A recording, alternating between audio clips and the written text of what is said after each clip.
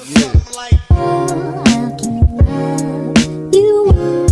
there, my name is Ovilasari and this is my first assignment video of Factual Speech course. Are you curious what Mr. Handy has sent to us? Without any further ado, let's check this out. So last week, Mr. Handy has read out his interesting story when he and his wife went to Athens. Athens itself is well known as its philosophies, and the first question that we need to answer here is, mention the name of philosophies that Mr. Handy mentioned in his recount. So, there are only four great philosophies that Mr. Handy mentioned. The first one, we have Socrates, who is popular with his Elenkos method. The second one, we have Plato, who is known as the maker of mathematician. The third one, we have Aristotle, the founder of eulogy, and the last one we have Pythagoras, who is mainly remembered because of his Pythagoras theory. So there are four great philosophies that Mr. Handy mentioned in his recount. Straight after the second question, what accident happened to Mr. Handy and his wife when they wanted to go to the airport? So the accident that happened was when they couldn't find any taxi driver because all the taxi drivers were participating or involving in something like a mass protest, I guess, protesting Uber for taking taxi passengers. So yeah, there's no public transportation available at that time. They couldn't do anything instead just sat on the pavement, crying hopelessly, hope that a miracle will come to them. But it seemed that the Greek god heard what they were praying, so suddenly, out of nowhere, there was a taxi driver come to them. He felt sorry and decided to take them to the airport.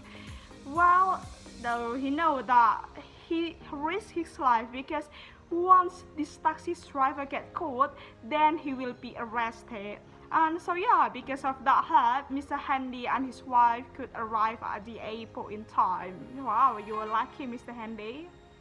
Finally, we are on the final question that made me have to tell my own story, my panic moment story. So here's my story. Well, it happened 2 years ago when I got rejected by a university entrance exam.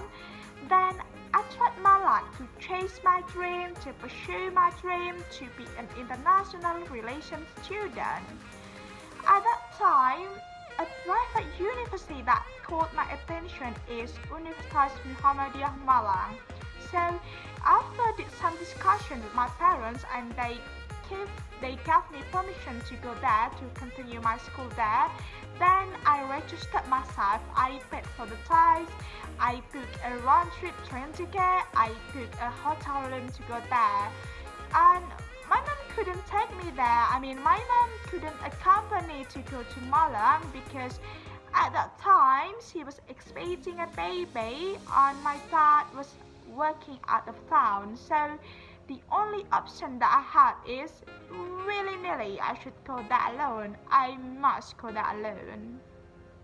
Long short story, 2 days after that, 2 days after a lot of preparation, my uncle was supposed to take me to the train station. But he was late and it was about around 30 minutes before the train will leave. So yeah, we're really in a rush. Until a bad thing happened. In the middle of our way to the train station, my uncle's car tire was flat. It was 2 a.m. in the morning and as you can expect it, all the machine shop around there was closed.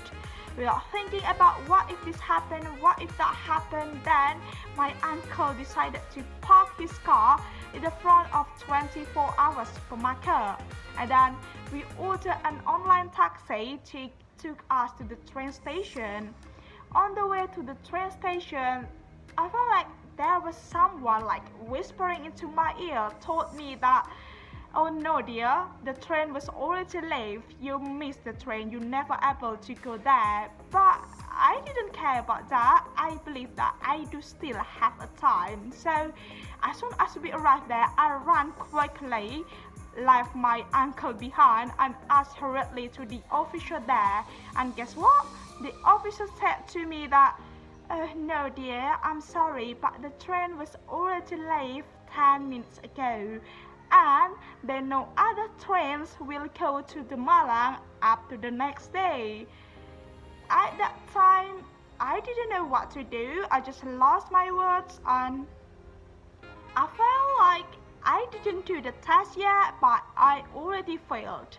So what I heard from my uncle was, just be patient, maybe this is a God's plan. But yeah, it was sad knowing that I have no chance to go there anymore, and full with sorrow, full with disappointment, we went back home. And what makes this story memorable for me is because 2 days after that, my mom made a surprising confession to me. She told me that, well, actually, I didn't want you to leave, and I realized that my mom played her role in this whole story.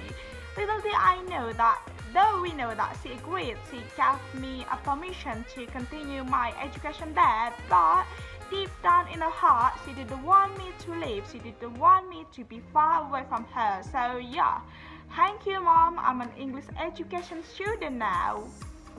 So yeah, that's all this video is about. Thank you so much for watching, and goodbye.